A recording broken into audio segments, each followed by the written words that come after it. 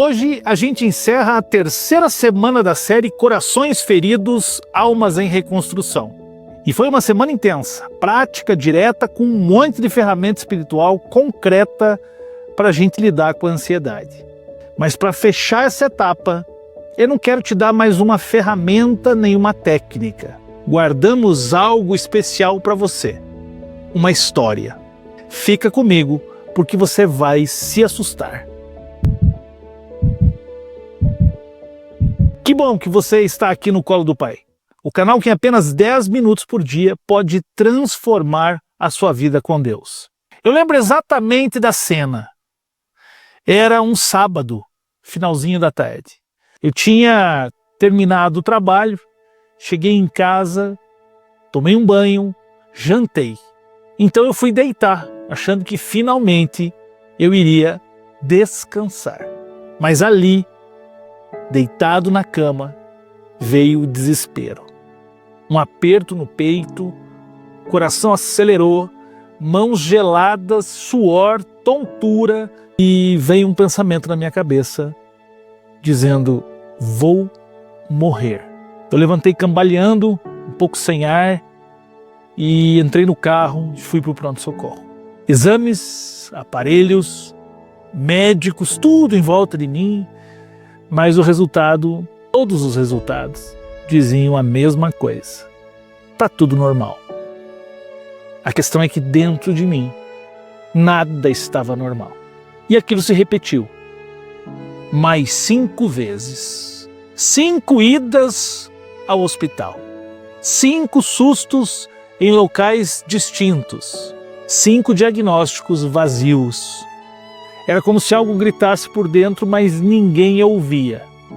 Nem mesmo eu. Aí eu fiz o que qualquer um faria no meu lugar. Dei aquela mudada de hábito.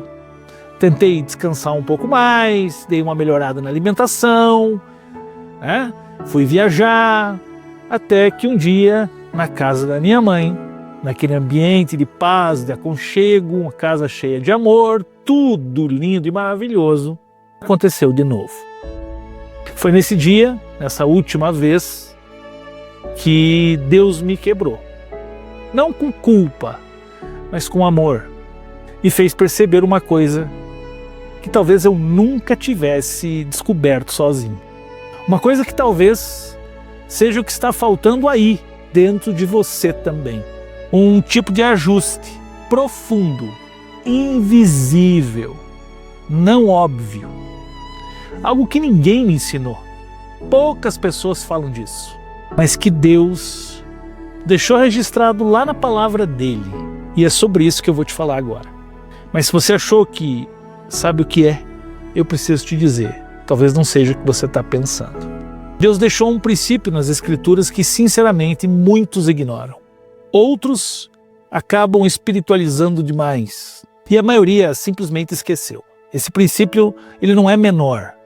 Ele não está escondido em notas de rodapé. Ele está ali, no topo dos mandamentos, registrado entre não matarás e não adulterarás, colocado no mesmo nível de não terás outros deuses diante de mim.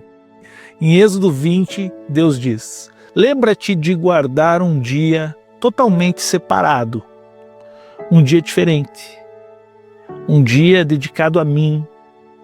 6 dias para você fazer o que você quiser, mas esse é meu.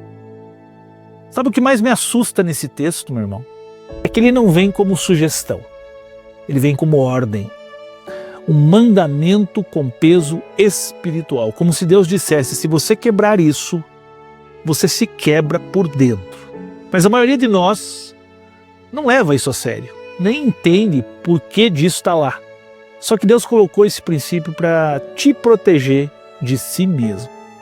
Da sua pressa, da sua performance, do seu cansaço disfarçado de força. Deus sabia que sem esse alicerce, você ia afundar no modo sobrevivência.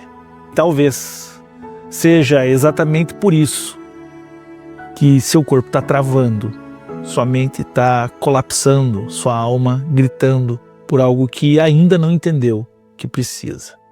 E agora que isso vai ficar mais claro para você. Hoje a gente vive numa geração que glorifica o cansaço. Você já reparou? Quem diz que está na correria parece até mais importante do que aquele que está tranquilo. Quem vive exausto é visto como produtivo. Quem nunca para é elogiado como alguém de fé inabalável. Mas a verdade é que tem muita gente aplaudida em público e colapsando por dentro.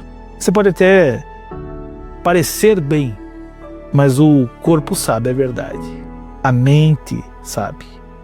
E o espírito grita silenciosamente, mas você até já se acostumou com esse barulho. Talvez seja por isso que o mundo está como está. O número de diagnósticos de ansiedade e burnout cresceu mais de 30% só nos últimos 3 anos. Mas será mesmo que isso é um fenômeno emocional? Ou será que a raiz é espiritual? A gente se esqueceu de algo essencial, algo que Deus ordenou, algo que Ele escreveu a dedo, algo que protege a alma do colapso, mas que foi sendo deixado para trás, em nome da produtividade, do ativismo, do não posso parar. E você talvez esteja aí sofrendo com sintomas físicos, mas não é o corpo que está doente, é o espírito que foi negligenciado. Mas calma, você não precisa viver assim. O que eu quero te mostrar agora é a chave que virou a minha história e pode ser exatamente o que está faltando na sua. O que Deus mostrou no fundo de uma crise de pânico no silêncio do hospital, nos dias em que nem a oração fluía, foi isso. Luiz, você não está cansado. Você está em rebelião contra o meu ritmo. Luiz, o que você chama de rotina, eu chamo de desobediência ao descanso. Você se acostumou com a tensão. Você normalizou o alerta máximo. Você vive como se sua alma pudesse funcionar sem pausa. Foi duro ouvir, mas foi libertador. Porque o que parecia só esgotamento era desobediência disfarçada. Deus estabeleceu o descanso como parte do nosso projeto original. Na criação ele trabalhou 6 dias e parou. O mandamento era claro, 6 dias você fará tudo, mas o 7º é meu, é santo, é separado. O problema é que a gente trocou isso, a gente transformou o sábado em dia útil, transformou o corpo em ferramenta, transformou a alma em máquina. E agora está todo mundo quebrado. Não porque somos fracos, mas porque estamos ignorando uma ordem de proteção. Você pode estar buscando cura na ansiedade, com medicamento, com terapia, com mudança de rotina, com aproximação de Deus. Tudo isso pode até ser bom, mas se você não entender o descanso como ato de adoração, vai continuar tratando o sintoma sem tocar na raiz do problema. Porque a alma não aguenta viver sem pausa. O corpo não foi feito para funcionar em estado de guerra constante. E a fé não sobrevive sem silêncio. Descanso é altar, é disciplina, é obediência. Descanso é cura. E agora eu quero te convidar para fazer o que talvez você nunca tenha feito. Honrar o descanso como um ato espiritual. Não estou falando aqui de desligar o celular por 2 horas. Não estou falando de dormir um pouco mais no domingo. Eu estou falando de algo maior, sagrado, deliberado, intencional. O desafio é escolher um dia ou uma janela na sua semana para bloquear, para separar, para santificar. Não precisa ser um dia fixo, mas esse dia precisa existir. Esse tempo é de Deus. Não é para resolver pendência, não é para compensar a tarefa, é para desacelerar, é para respirar, para ouvir, é para recarregar com Deus. Pô, mas eu tenho muita coisa para fazer, então você precisa ainda mais disso. Porque descanso espiritual não é para quem está com a agenda livre, é para quem está em risco de perder a alma no meio do caminho. E se você acha que isso é radical demais, Lembre-se do que Deus disse: quem violar esse princípio vai quebrar a si mesmo. Descanso não é luxo, é sobrevivência, é santidade, é guerra contra a cultura que te ensina a se destruir com produtividade. Talvez o que está faltando para você se curar de verdade não seja mais fé, mas mais obediência ao ritmo que o próprio Deus criou. E agora eu quero orar com você. Mas antes de a gente dobrar o nosso joelho, me responda com sinceridade. Você vai continuar correndo ou vai aceitar o convite de Deus para finalmente parar? Reflita nisso. Vamos orar? Senhor, hoje eu paro. Paro não porque minha agenda permitiu, Deus, mas porque minha alma está gritando por socorro. Eu admito, me acostumei a viver cansado. Fiz da pressa o meu estilo de vida. Fiz do cansaço o meu padrão espiritual. Te peço perdão, meu Deus, porque tenho tratado o teu mandamento como um detalhe, como uma opção. Descansar para mim tem sido algo facultativo. Me perdoe por ignorar o teu ritmo, como se meu corpo e minha fé fossem máquinas sem limite. Mas hoje eu volto. Volto para o teu tempo, para o tempo que o Senhor separou. Volto para o silêncio com o Senhor. Volto para o sagrado, para a pausa que me cura e me realinha contigo. Ensina-me, Deus, a descansar em Ti, não só no corpo, mas na mente, no espírito, na rotina, na fé que desacelera para confiar de verdade. E que o momento com o Senhor, o tempo separado, o descanso intencional, seja o altar onde minha alma se cure todas as semanas.